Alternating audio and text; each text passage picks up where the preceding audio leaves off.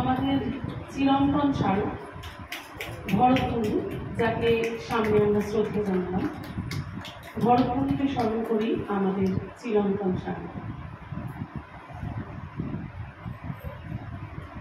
আর একটু সমাধান মিষ্টি ব্যবস্থা।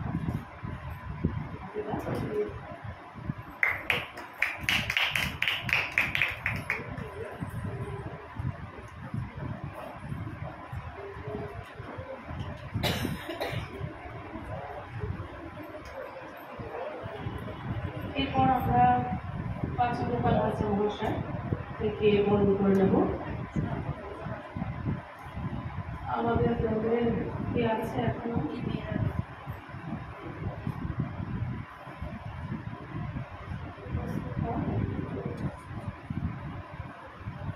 এই শোভন, তুই একটু মাইকের মধ্যে এসে ধর।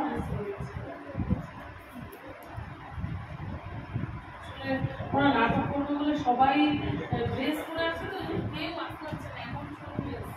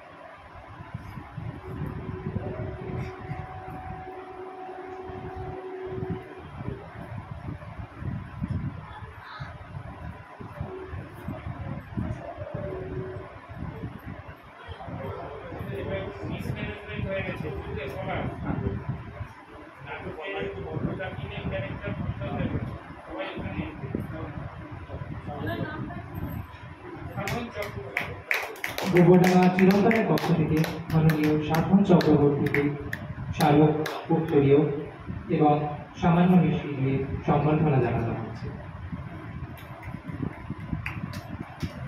গোবরডাঙ্গা চিরন্তনের পক্ষ থেকে ব্যাচ পরিয়ে সম্বর্ধনা জানাচ্ছে মাননীয় অজয় দাস মহাশয়।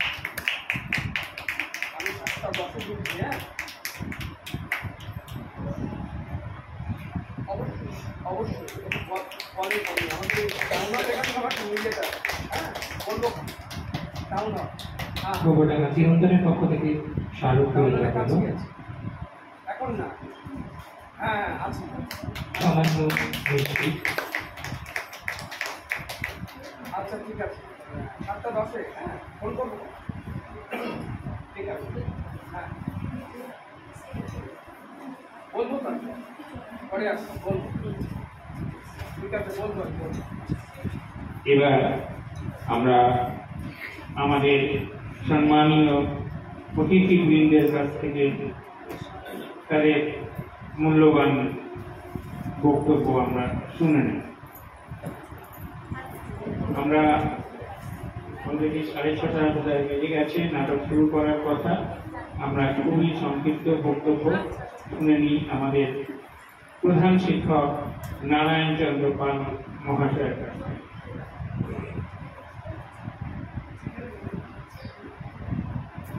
নমস্কার। বিশ্ব নাট্য দিবসে উপস্থিত সকলকে, সমস্ত নাট্যমোহী দর্শকবৃন্দ, অভিনেতা অভিনেত্রী নেত্রী সকলকে প্রীতিপূর্ণ নমস্কার এবং শ্রদ্ধা। মঞ্চে যারা আছেন, বহুদিনের নাট্য চর্চার সঙ্গে যুক্ত আছেন, তাদের জ্ঞান গরিমা প্রায় আকাশ ছোঁয়া। যেহেতু গোবরডাঙ্গা নাটকের শহর, নতুন করে কিছু বলার নেই। যেটা ত্রিভুবনের যা কিছু, মানে তৈলকস্য সর্বস্ব নাট্যম রসায়ন কীর্তন, অর্থাৎ স্বর্গমত্ত পাতাদের যা কিছু আছে নাটকের মধ্যে দিয়েই তাই ধরা পড়ে। নাটক বিশ্ব এবং শ্রব্য এমন একটা শিল্প যা সমস্ত শিক্ষা তার সঙ্গে যুক্ত। আর এই নাট্য জগতের সঙ্গে যুক্ত যে সমস্ত ব্যক্তি, তারা তাদের যে জ্ঞান, যে গরিমা, যে পরিশ্রম দিয়ে তারা যে অভিনয় করেন, সেটা যে দেবভক্ষ, এটা বলার কিছু লাগে। অজয়দা দীর্ঘদিন ধরে নাট্য চর্চা করছেন, প্রায় 28 বছর। অজয়দা আজকে এটা 9তম অনুষ্ঠান, কিন্তু অজয়দার নাটকের সাথে যুক্ত আছেন 28 বছর ধরে। অজয়দার এই যে পরিশ্রম, সেই পরিশ্রম আরও বাস্তবায়িত হোক, অজয়দা আরও উন্নতি করুক, এই কামনা করি। নাটকের জন্য সবাই অধিক আগ্রহে বসে আছে, তাই সকলকে আবার শুভেচ্ছা অভিনন্দন জানিয়ে আমার সংক্ষিপ্ত বক্তব্য শেষ করি।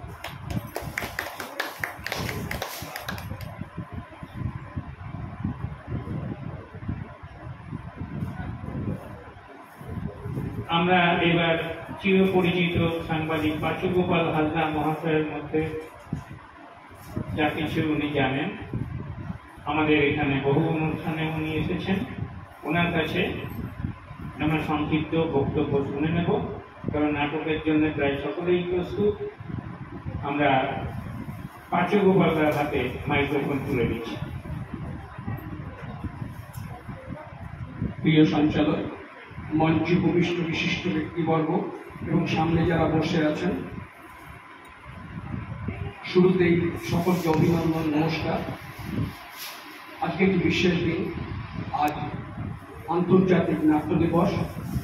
সমগ্র গোবরডাঙ্গা তো বটেই, সিটি অফ ড্রামা, নাটকের শহর গোবরডাঙ্গার প্রত্যেকটি নাট্য সংস্থা প্রায় আজকে অনুষ্ঠান করছে। আমি এখানে যখন বসা, 2-3টি ফোন এলো 2-3টি নাট্য সংস্থার পক্ষ থেকে, প্রত্যেকেই তারা পালন করছে এই দিনটি। তো তার সঙ্গে সংগতি রেখে চিরন্তন গোবরডাঙ্গা চিরন্তন কলা কেন্দ্র সারা বছর ধরে যারা নাট্য চর্চা, সাংস্কৃতিক চর্চার সঙ্গে যুক্ত, তারাই দিনটি পালন করছে। তাদেরকে বিনম্র শ্রদ্ধা। আমার সামনে যাকে স্মরণ করে আজকের এই অনুষ্ঠান, ভরতমণি, নাট্যচর্চার গুরু, সেই ভরতমণিকে আমার প্রণাম। তো আজকে যেটা বলার সেটা হচ্ছে, আজ এই যে 27 তারিখ 1961 সালে বিশ্বের যে সমস্ত খ্যাতিমান নাট্য সংস্থাগুলো আছে, তারা একদিন ঠিক করলো যে আমাদের একত্রিত হয়ে একটা বিশ্ব নাট্য দিবস তৈরি করতে হবে। 1961 সাল থেকে এই 27 তারিখটাকে বিশ্ব নাট্য দিবস হিসেবে গৃহীত হয়েছে। প্রায় 63 বছর অতিক্রান্ত এই দিনটি পালন করা হচ্ছে শ্রদ্ধার সঙ্গে। আসলে কিছু না, এক ছাতার তলায় নিয়ে আসার জন্য, একত্রিত করার জন্য, এক সূত্রে বাঁধার জন্য, বেঁধে থাকছেন না। এইভাবে এই দিনটি পালন করা হচ্ছে সব জায়গায়, এখানেও করা হচ্ছে। অনেক কথা বলা, সেই সময় থেকে 1961 সাল থেকে আজকে এই যে 2025 সাল, দীর্ঘ নাটকের ইতিহাস। একটা সময় আমরা দেখতাম যে নাটক চলতো 4 ঘন্টা, 5 ঘন্টা, 3 ঘন্টা ধরে। পরবর্তী সময় আমরা একাঙ্ক নাটক পেলাম। সেই একাঙ্ক নাটকের মধ্যে আমরা পেলাম অচিন্ত্য কুমার সেনগুপ্ত, বিধায়ক ভট্টাচার্য, বনফুল, নারায়ণ গঙ্গোপাধ্যায়, রবীন্দ্রনাথ। তো অবশ্যই আমরা একাঙ্ক নাটক দেখলাম। আসলে পরিবর্তন পরিবর্তন হয়েছে বিভিন্ন সময়। স্বাধীনতার আগের নাটকের ভাষা, স্বাধীনতার পরের নাটকের ভাষা এবং পরবর্তী বিশ্বযুদ্ধের পরে কিংবা অতি সম্প্রতি কলকাতা বা আমাদের এখানে ঘটে যাওয়া যে নানান ঘটনা, যে ঘটনা গত প্রায় 6 মাস 1 বছর ধরে আমরা দেখেছি, কোন হসপিটালের একটি ঘটনা, তাকে কেন্দ্র করেও নাটক হয়েছে। নাটক প্রতিবাদের ভাষা, নাটক প্রতিরোধের ভাষা, নীরব ভাষা, কিন্তু তা প্রচন্ড ভয়ঙ্কর, এমনকি শাসকের টনক লড়িয়ে দিয়েছে বারবার। সুতরাং এই নাটক জয়ী হবে, নাটকের জয় অনিবার্য। এই কথা বলে চিরন্তনকে অনেক অনেক ধন্যবাদ জানিয়ে আমার কথা বলা শেষ করছি। নমস্কার, ধন্যবাদ। এই সুন্দর স্বর্ণালী সঙ্গে যাই হোক, আমরা all men and women we are players. পৃথিবী একটি রঙ্গমঞ্চ, আর নর এবং নারী, অভিনেতা এবং অভিনেত্রী। মাইকেল মধুসূদন দত্ত বাংলা নাটকের দুরবস্থা দেখে লিখেছিলেন, অলিক কুনাট্য রঙ্গে মজে লোক রাড়ে বঙ্গে, নিরখিয়া প্রাণে নাহি সয়। তারপর তিনি নিজেই রচনা করেছিলেন বাংলা সাহিত্যের অন্যতম শ্রেষ্ঠ নাটক শর্মিষ্ঠা, পদ্মাবতী, কৃষ্ণকুমারী, এরকম অনেক। বাংলা নাটকের ক্ষেত্রে অনেকেরই অবদান রয়েছে। রসরাজ অমৃতলাল বসু, রামনারায়ণ তর্করত্ন, মহাকবি মাইকেল মধুসূদন দত্ত, দ্বিজেন্দ্রলাল রায়, দীনবন্ধু মিত্র, রবীন্দ্রনাথ ঠাকুর, এরকম অনেকেরই। দ্বিজেন্দ্রলাল রায় তার চন্দ্রগুপ্ত নাটকে হেলেন চরিত্রে হেলেনের মুখ দিয়ে বলিয়েছেন, যা তার ভারতীয় সভ্যতা এবং গ্রিক সভ্যতার মেলবন্ধন রচনা করেছে। হেলেন বলছে, চেয়ে দেখুন পিতা, ওই প্লেটো আর কপিল গলা ধরাধরি করে দাঁড়িয়েছে। কুমারের মৃদঙ্গের সঙ্গে বাল্মীকির বীণা বেজে উঠেছে। সক্রেটিস ও বুদ্ধ, অ্যাকিলিস ও ভীষ্ম, প্যান্থিয়ন ও পুরাণ এক হয়ে গেল। চিরন্তন নাট্য সংস্থা পরিবেশিত আজকের এই সাংস্কৃতিক অনুষ্ঠানকে সর্বাঙ্গ সুন্দর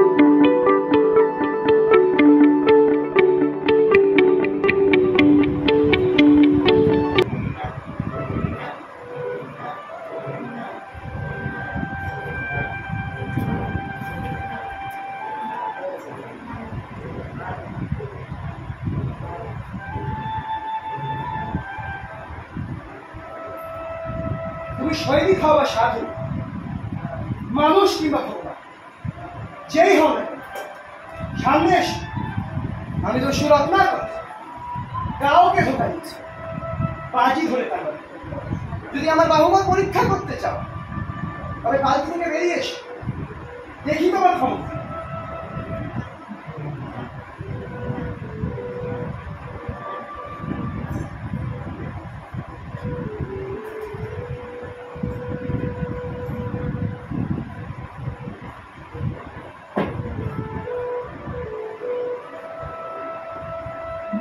আমি কোনো নারীর উপরে হাত তুলি না, যেই হও না কেন বাড়ি থেকে বেরিয়ে এসো।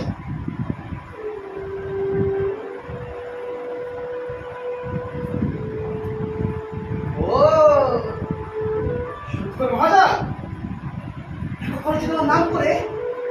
গরিব মানুষকে সমস্যা করেছে। এখন সঙ্গে যা যা আছে সব দিয়ে দাও। রত্নাকর না মানে আমি বাঁচতে চাও, তবে সঙ্গে যা যা আছে সব দিয়ে দাও, নয়তো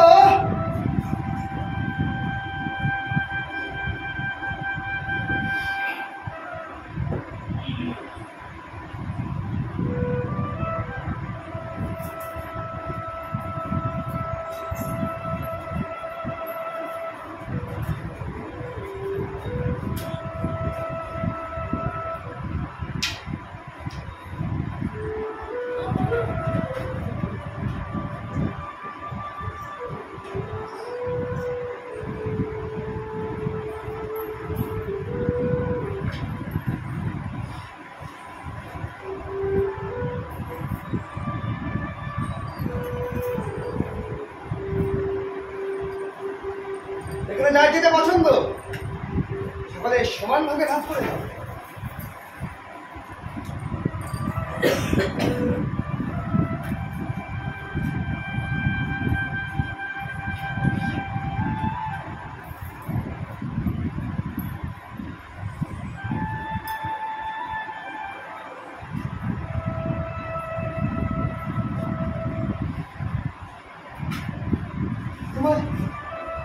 তোমার কণ্ঠ হাতটা আমায় দেবে, তার পরিবর্তে যা ইচ্ছে তুমি। নিশ্চয়ই সরকার, এই নিন সরকার।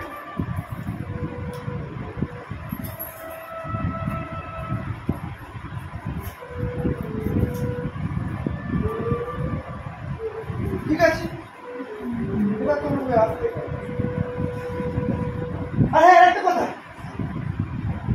কেউ যেন পান ছাড়া কিংবা বেশ্যালয় হাত থেকে বাঁচলেও কথা রেখে ওই বেশ্যাই সঙ্গে দেবে।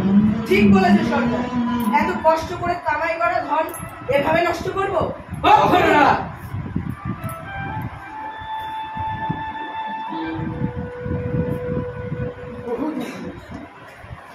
কণ্ঠ খায় তুমি রত্নাবতী, মেয়েরা তো শাড়ি গয়না এসবে বেশি বেশি। এটাকে এক্ষুনি যাই।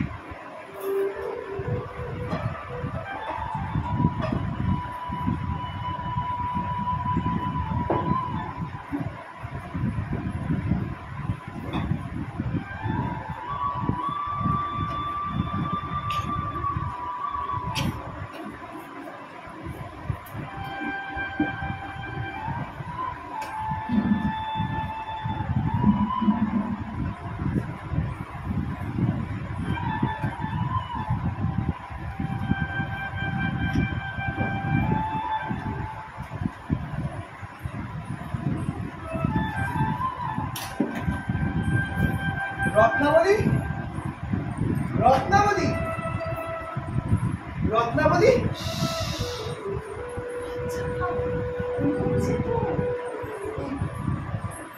দেখো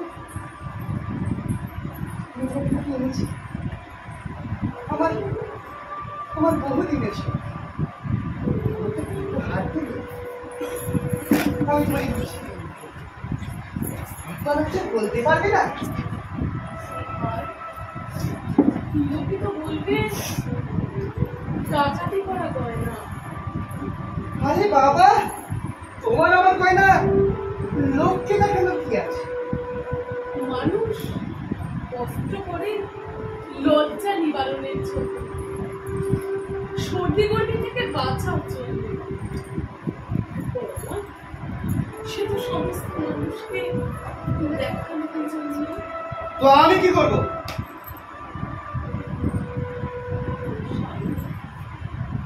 আমরা অনেক দূরে কোথাও চলে যেতে পারি না? কোথায়? যেখানে আমাদেরকে কেউ চেনে না। তোমাদের বিদ্রোহ, যে রাজা রাজ্যের সঙ্গে বিদ্রোহ করছে, একটা ডাকাত যার নামে সমস্ত এলাকা করে থাকে। এরকম একটা মানুষের লোকের জায়গা নেই না কোথায়? রত্নাবলী, রত্নাবলী সমাজ বড় নির্মম। এই সমাজ সমাজ অপরাধীকে মনে রাখে, কিন্তু অপরাধকে মনে রাখে। এই জন্যই তো এই সমাজে অপরাধ কখনো বন্ধ হবে না। রত্নাবলী আমি সৈনিক ছিলাম, ডাকাত ছিলাম না। কে আমাকে ডাকাত বানালো? না রত্নাবলী না। এই সমাজের জন্য আমার কোনো দায় মায় নেই। এই সমাজ কাউকে ক্ষমা করে না। আর তারপরে যদি তোমার ভাই না পছন্দ না হয় তাহলে তাহলে তুমি পুড়িয়ে দাও। আপনার যাত্রা শুভ হোক স্বামী।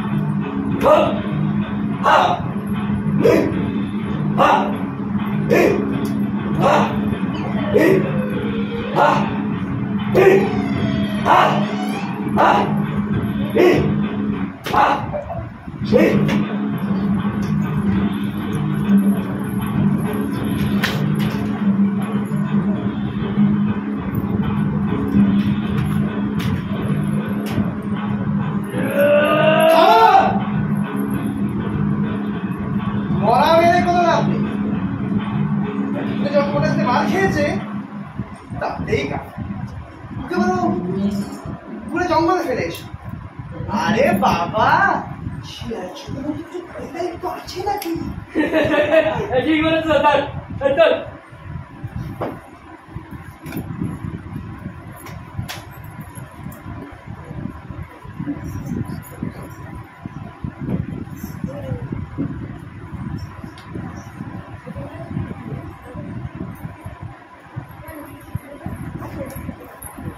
ভদ্র আমার কেমন যেন মনে হচ্ছে আচ্ছা একটা অমূল্য ধন। তাই সোনার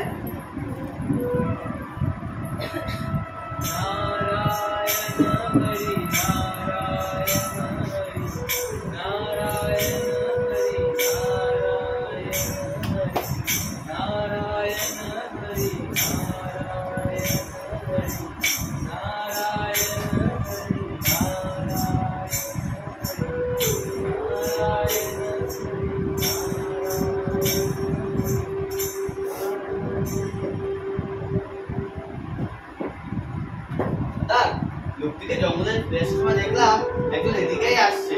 দেখে মনে হলো সাধু টাধু হবে। তাহলে আর কি কমন্ডলের জলের ছিটে ছাড়া আর কিছুই পাওয়া যাবে না। তোমরা সকলে প্রস্তুত হয়ে নাও।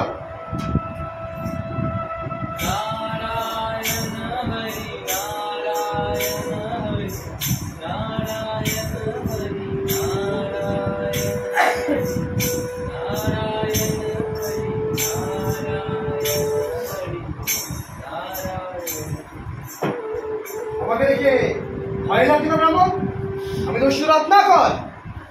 আর আমি নারদ রত্নাকর, তোমার অতিথি। আর আমি নির্ভীক, তুমি কি নির্ভীক রত্নাকর?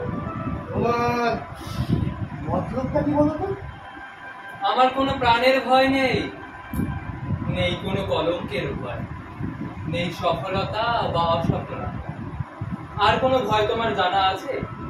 এবার তুমি বলো, তুমি কি নির্ভীক? হ্যাঁ আমি নির্ভীক। আমার কোনো প্রাণের আছে সফলতা। তাহলে এই জঙ্গলে লুকিয়ে আছো কেন? রাজাকে ভয় পাও না, প্রজাদের ভয় পাও না, পাপকে ভয় পাও।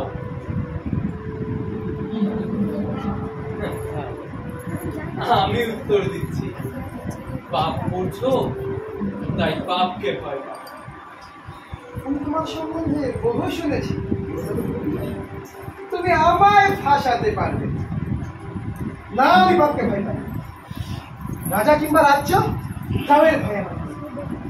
তা জানো, কাউকে আমি তো আমি সাম্রাজ্যের সঙ্গে বিদ্রোহ করেছি, সমাজের সঙ্গে বিদ্রোহ করেছি। এই জন্যই তো এই জঙ্গলের বহাল তবিয়া করেছি। এটা আমার প্রতিশোধ। কি ছিল সেই পাপ যাকে তুমি ভয় পাও? ওকে উত্তেজিত করো না, যে আমি তোকে হত্যা। পাপ আর পুণ্যের পরিভাষা নিশ্চয়ই তোমার জানা আছে। দুর্বলের উপর সবলের উপর। আমি সাম্রাজ্যের বিস্তার দেখেছি, গায়ের জোরে হত্যা। আমি ছল কপটতায় বাণিজ্যের বিস্তার দেখেছি, অনীতি অধর্মের সাথে। ওগুলো পাপ ছিল না? আমি সৈনিক ছিলাম, দুষ্ট নির্দয় অধার্মিক সৈনিকদের আমি রক্ষা করেছি। ওগুলো পাপ ছিল না? আর পরাজিতদের ঘরের নারীদের যে সৈনিকরা তাদের নির্যাতন করতো, তাদেরকে নিজের হাতে ওগুলো পাপ হয়ে গেল। রাজা, রাজ্য, সেনাপতির কাছে আমি অপরাধী হয়ে গেলাম। অন্যেরা পাপ করছে বলে নিজেকেও পাপ করতে হবে, অথবা অন্যের পাপ নিজের ঘাড়ে নিতে হবে? এটা ঠিক নয় রত্নাকর। আমি পাপী নই। কে ঠিক করবে?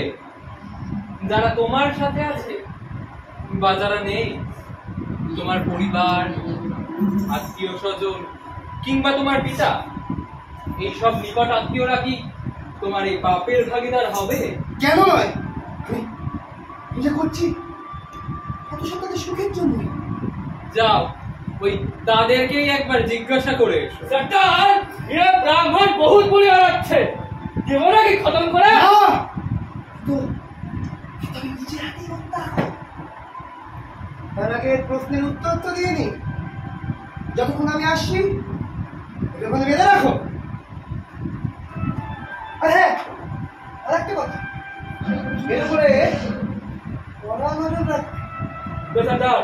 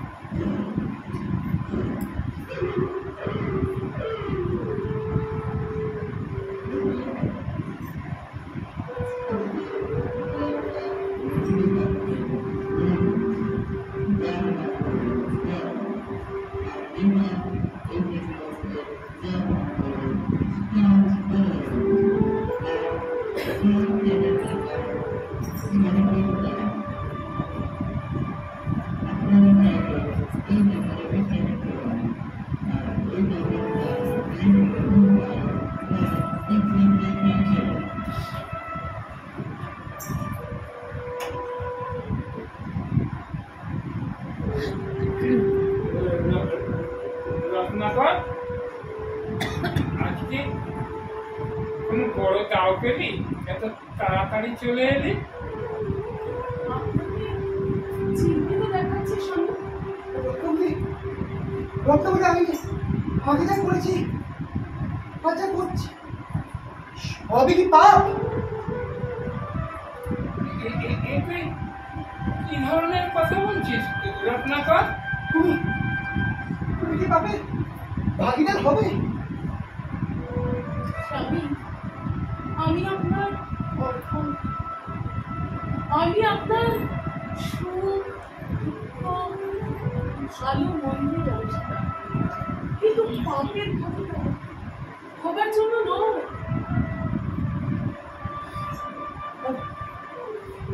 পিতা আপনি? আমি বুড়ো হয়েছি, তোমার ছেলেদের মতো বাচ্চা হয়ে গেছে। এখন আমাদের ভরণ পোষণের দায়িত্ব তো তোমার। তুমি কি করে আমাদের ভরণ পোষণ করাবে তোমার ব্যাপার। আমার কি বলার আছে বলো?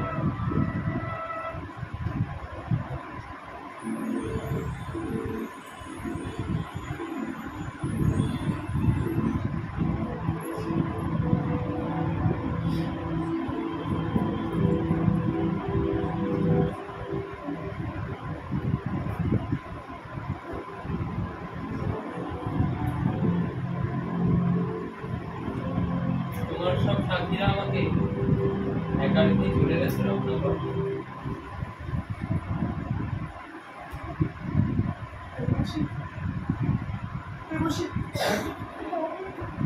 একা হয়ে গেলাম না রত্নাকর, না, তুমি তোমার মিত্র, তুমি তোমার তোমার আগের সংসার যেমন তুমি রচনা করেছিলে, তোমার নতুন সংসারের দিশা তেমন তুমি রচনা। বলো রাম রাম রাম, জপ রাম।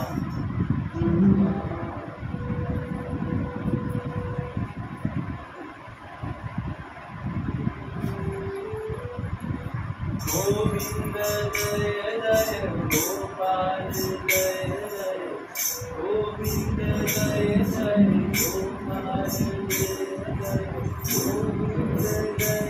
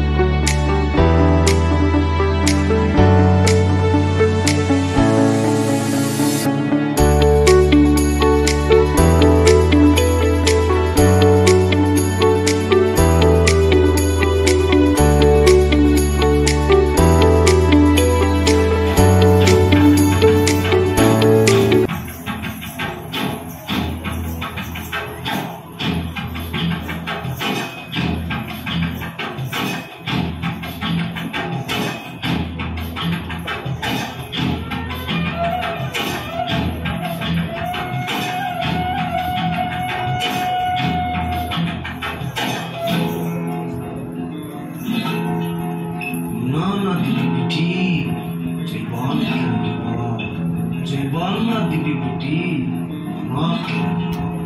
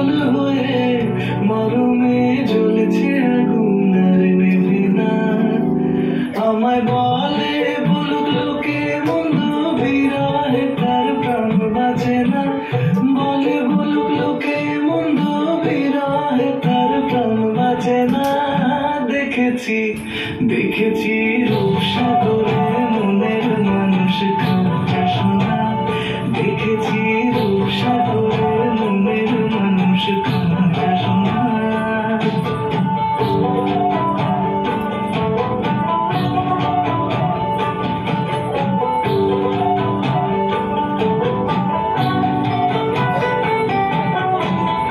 অতিকয় ভেবো না রে ডুবে যাও রূপসাগরে, অতিকয় ভেবো না রে ডুবে যাও রূপসাগরে, বিরলে বসে করো যোগ সাধনা।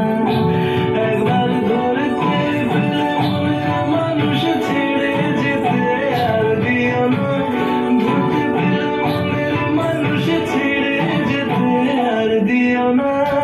দেখেছি দেখেছি রূপসাগরে